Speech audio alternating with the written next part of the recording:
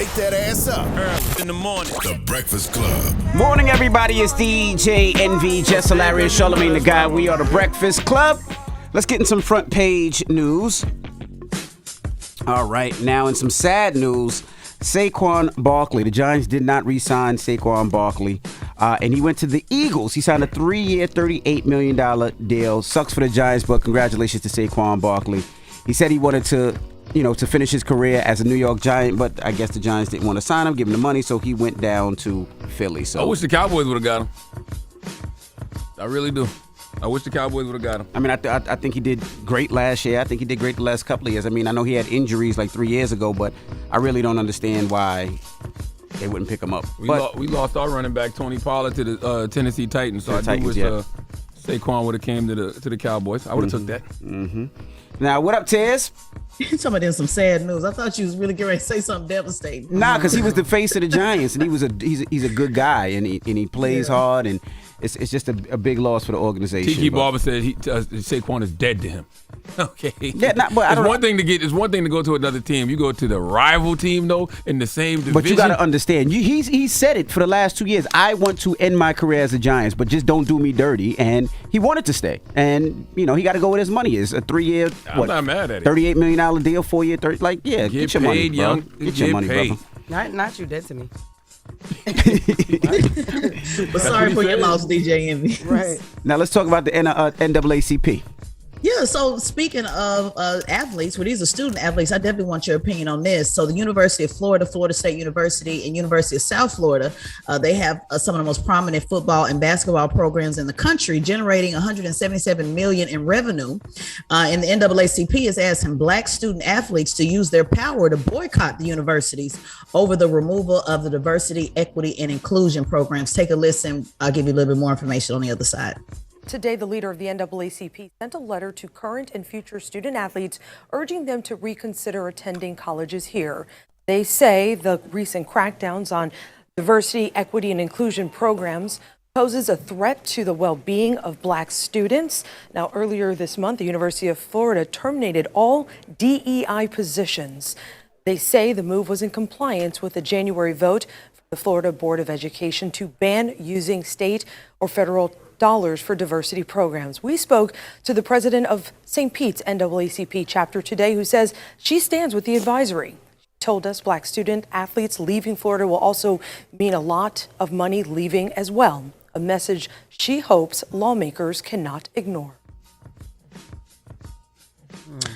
So in NFL Hall of Famer Emmitt Smith posted on X that he's utterly disgusted by his alma mater, University of Florida.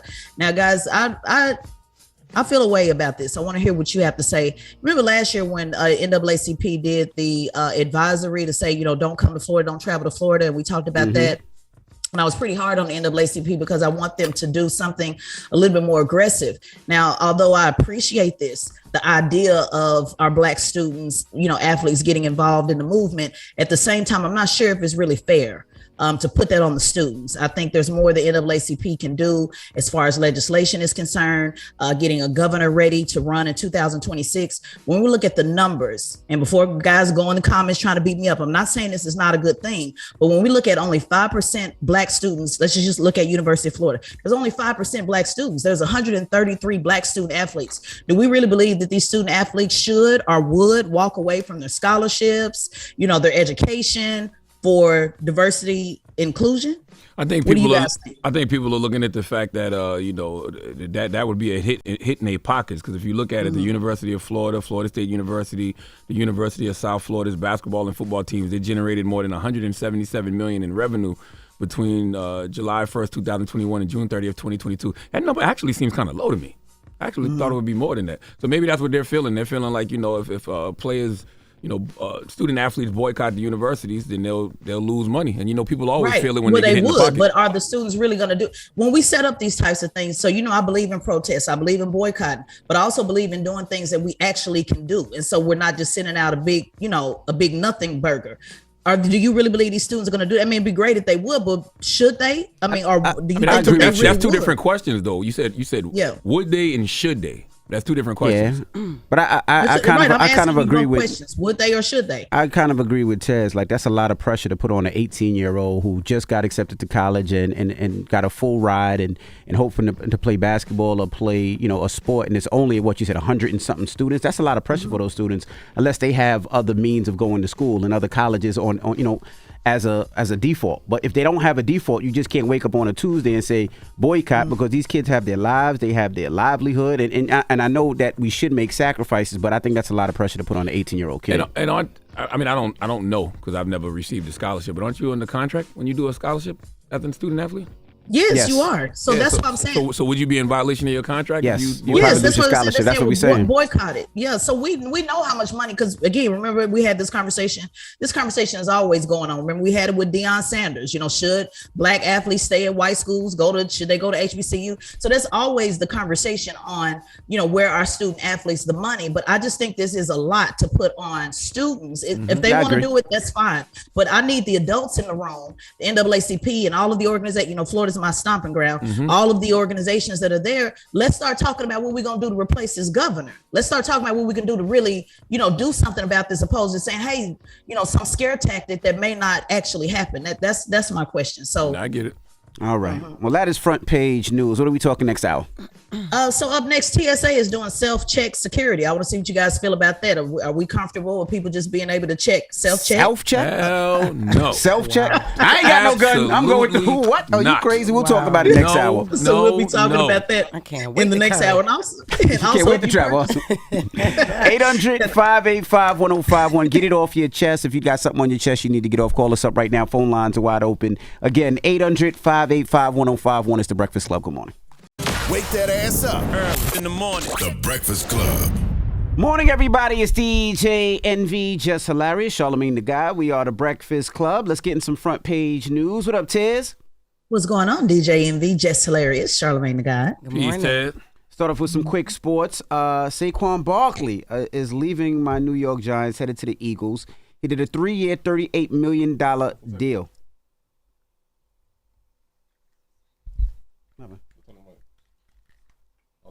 Check. I hear echo, but yeah, I don't know why. It's not bleeding. What you're here playing is not bleeding here, though. Okay. Let's make sure because I have everything off and sound like it was. No, it's not bleeding. Okay. Mm-hmm. Sorry. Let's start off with sports now. Saquon Barkley is leaving the New York Giants and headed to the Philadelphia Eagles. He signed a 3-year, $38 million deal. So he is no longer a New York Giant. Very sad news. For my Giants. We don't give a damn in Cowboy Nation. Well, you lost your guy too, though. We did lose Tony Pollard, and we need a running back. We probably pick one up in the draft. I wouldn't have mind grabbing Saquon Barkley, but nobody respects running backs no more, man. Nope. The running back position is just a position that's just simply not respected. They don't really want to pay running backs the money that some of them deserve. And just people feel like it's like a position folks don't need. I totally disagree. I disagree too, and they do it a short term. They don't want to sign running backs for long term. They don't want to have them that long. It seems like they just want to take them 5 years and keep it moving. I'm not mad at that either, though, because a lot of running backs' careers do be very short. So I'm not mad at that either. But I do want these brothers to get paid while they in there. That's right. All right, now let's jump right into it. What is this thing you talking about? Self TSA check. What is this? Yeah, y'all didn't even give it before I even got it out last hour. Y'all like, oh, hell no. Let's take a listen to this new self-service pre-check, and then we'll talk about it on the other side. TSA testing a self-service screening system that's going to be available sometime this month in Vegas. This is only a prototype, so it's not widespread yet, but the idea is passengers can move at their own pace and follow step-by-step instructions on the video screen inside the scanner. TSA agents will still be monitoring it, of course, but they won't be interacting with people nearly as often. For now, this is only going to be available for pre-check passengers. Oh, so they still scanning your bags? Yeah, they still scanning your bags. Yeah, it's just scanning your bag, but the prototype has a video monitor that provides step-by-step instructions, but they can kind of complete the screening at their own pace. But it does allow you, it opens up the doors once you go through the belongings. But I think there's something to the interaction. You know what I mean? Like being able to see some eye contact, to be able to see, don't you think there's some, I mean, everything can't be computer. So I think there's some value to having interaction with folks. Also, the positive side of this is it's only for the pre-check customers. So at least there is some level of, I guess, additional security. But now that you guys know that it's at least still going to the monitors, you're more comfortable with it? I'm more comfortable with it, but I don't care about the interaction with people as much as I care about them properly looking at people's bags. Yeah, that's what I care about more than anything. Going through metal detectors. Yeah, as long as that's still happening, as long as we still going through metal detectors, and as long as they still searching people's bags the way they should, yeah, I don't have a problem with it. Yeah. Well, there is something that to be said about the interaction, but I do get your point, and I just want to put the numbers out there. There's been 143 people who went through checkpoints this year. It's up 6%, and so they're saying that they need more help, and this is a way to be able to get people through sooner. And there was a record number of weapons that were seized as well in 2023, a total of 6,737 firearms. 93% of those firearms were loaded.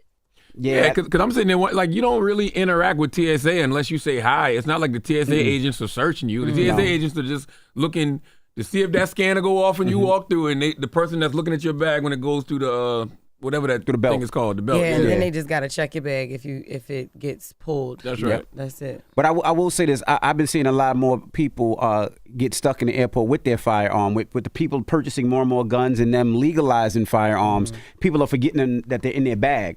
And like especially when you travel in the South, you see so many signs. Check your bag to make sure your firearm is not there. Put your firearm in the car. Like, you see a lot of it. So a lot of people are forgetting their firearm is in their bag, and they're actually trying to fly. You do that in New York, New Jersey, you're going to jail, though. But in a lot of those southern states, they allow you to check them. Now let's talk about these recalls.